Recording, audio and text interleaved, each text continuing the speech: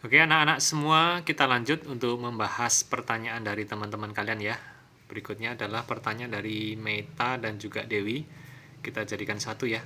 Untuk Meta, pertanyaan yang pertama tentang jenis sendi tadi sudah Pak Guru bahas pada video sebelumnya ya. Nanti bisa dilihat ya Meta ya. Lalu kita akan membahas tentang rangkaian listrik ya. Jadi rangkaian listrik itu yang dipelajari di SD itu ada dua, yaitu rangkaian seri dan juga paralel. Mari kita lihat ya, mungkin pakai gambar mungkin lebih enak ya. Nah anak-anak, ada dua rangkaian listrik sederhana ya. Yang pertama ini, yang kedua ini. Bisa kalian tebak, yang ini adalah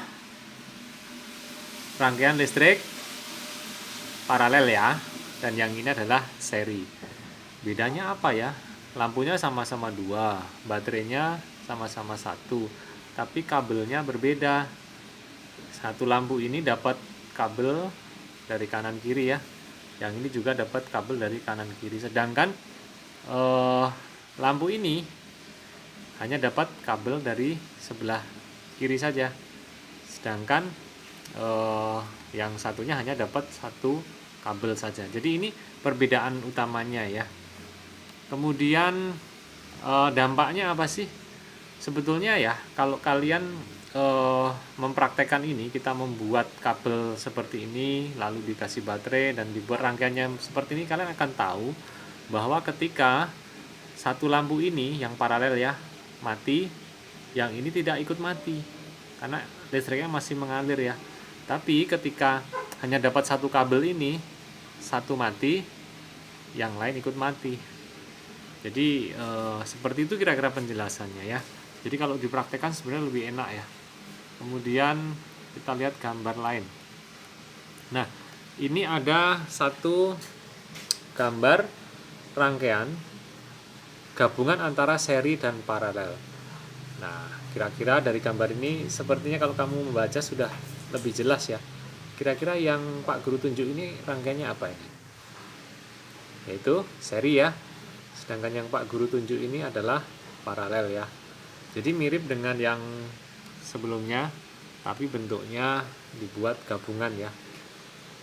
Tentu kalau saklarnya dinyalakan semua, bahkan mungkin satu dimatikan ya, ini masih tetap hidup ya kalau ini dinyalakan ya. Tapi ketika ini dimatikan, dua-duanya akan mati ya. Ini salah satu mati, yang satu masih nyala ya. Tapi kalau yang ini berurutan seperti ini, dia akan mati semua itu. Nah, kita coba lihat. Nah, ini kalian tahu ya, Pak Nanang sering pakai seperti ini ya, stop kontak ini ya, rangkaian stop kontak ini. Ini salah satu penerapan rangkaian paralel.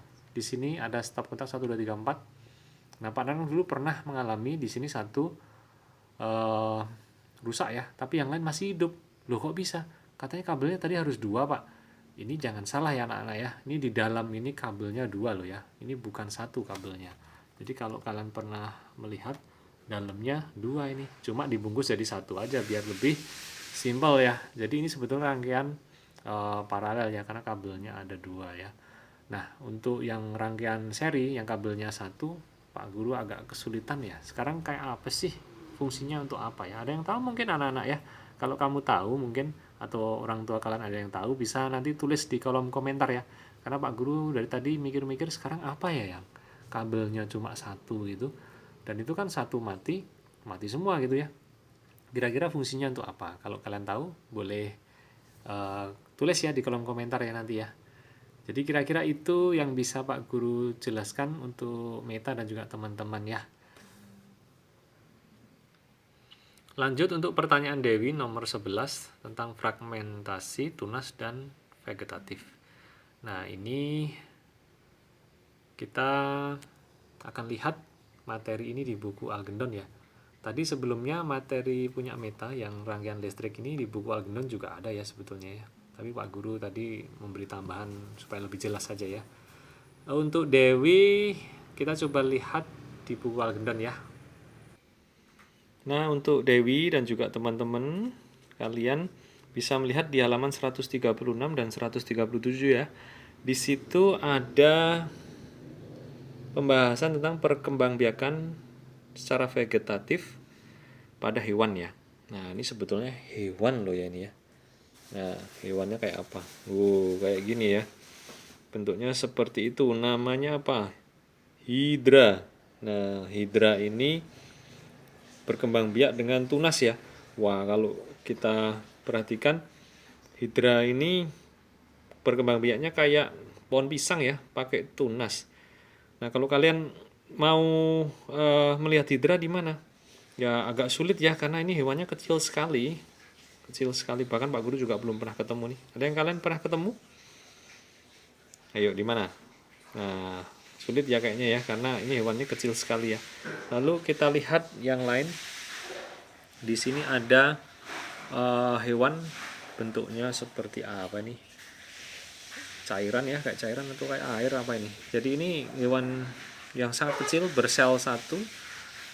Contohnya amoeba, protozoa, virus. Nah, virus kayak virus corona ini ya. Dia berkembang biak dengan cara membelah diri ya.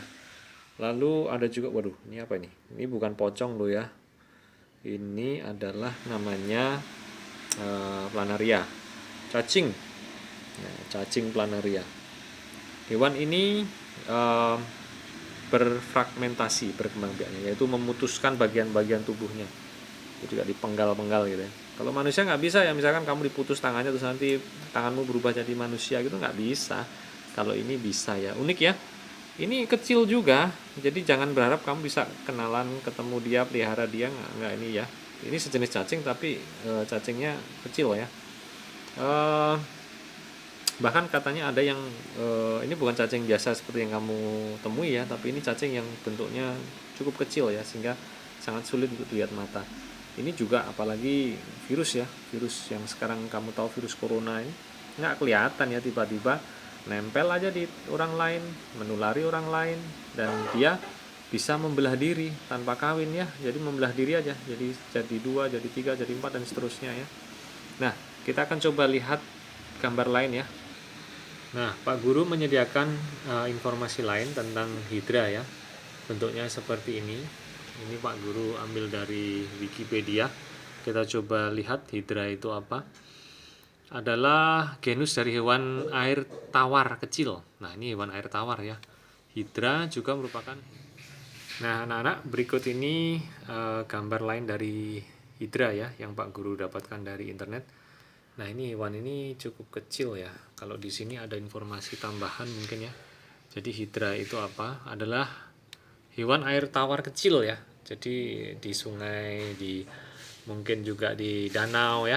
Jadi merupakan hewan pemangsa yang termasuk dalam filum Sidaria dan kelas Hydrozoa. Hidra banyak ditemukan di air tawar yang bersuhu tropis dan tidak tercemar. Oh, ini ternyata di sekitar kita ada ya. Nah, ini hewan yang hanya dapat dilihat menggunakan mikroskop dan tidak dapat dilihat dengan kasat mata ya. Jadi nggak akan mungkin kalian bisa lihat tanpa alat ya. Jadi mata kita tidak bisa melihat karena terlalu kecil ya. Itu untuk hidra. Kita coba lihat yang lain. Kalau untuk virus sendiri kan seperti ini ya. Memang bentuknya menarik ya, tapi ternyata sangat membahayakan bagi kesehatan kita ya. Virusnya macam-macam, ada virus corona, ada virus demam berdarah, dengue dan sebagainya. Aduh, itu penyakit yang cukup ini ya, membahayakan. Nah, planaria ini merupakan cacing pipih yang hidup bebas di perairan yang jernih dengan ukuran tubuhnya kecil. Jadi ukurannya berapa? 0,5 sampai 75 mm. Nah, nggak ada 1 mm ya. Milimeter itu kayak penggaris itu ya. Penggaris itu kan ada ya, kalau kalian lihat penggaris. Nah, ini penggaris itu milimeter yang merah kecil gitu ya. Nah, itu setengahnya itu aja. Sebenarnya masih bisa kelihatan juga ya kalau segitu ya. Tapi Pak Guru juga belum pernah lihat itu ya, yang planaria cacingnya tadi ya. Jadi cacing ini bentuknya kalau dilihat tadi mirip kayak apa ya, kayak pocong gitu ya. Jadi pertanyaan Dewi yaitu adalah hidra ini bagaimana berkembang biaknya. Nah, kita akan lihat kembali ke Algendon ya. Nah, Hydra ini hewan kecil. Nah, dia ternyata bisa tumbuh tunas. Tunasnya kecil-kecil gini, jadi gede. Lalu setelah besar, ternyata dia melepaskan dari induknya. Jadilah dua hidra. Ini ibu hidra, ini bayi hidra ya. Nah, unik ya ternyata ya. Ini dengan tunas ya kalau hidra. Lalu kalau virus dan amoeba bagaimana? Dia satu, lalu bisa membelah gitu ya. Jadi 2 dan 4 dan sebagainya gitu ya. Jadi perkembangannya cepat sekali ya. Lalu kalau untuk yang planaria tadi, cacing tadi bagaimana? Cacing planaria yang kecil sekali, kecil setengah mili ya. Ini dia memotong-motong mungkin ekornya, kepalanya, badannya, kemudian ternyata ekornya ini bisa tumbuh kepala. Kepala bisa tumbuh badan, tumbuh ekor. Badan bisa tumbuh kepala sama tumbuh ekor. Waduh, ngeri juga ya.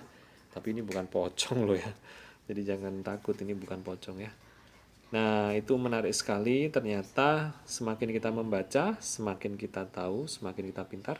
Siapa tahu besok ada yang akan menjadi ahli virus, bisa mempelajari virus-virus corona atau virus-virus yang lain mungkin, dan bisa menemukan vaksinnya. Hebatlah kalian ya. Semoga dengan bertambahnya pengetahuan, tambah pintar dan tambah hebat ya. Begitu kira-kira Meta dan Dewi ya. Terima kasih, semoga bermanfaat.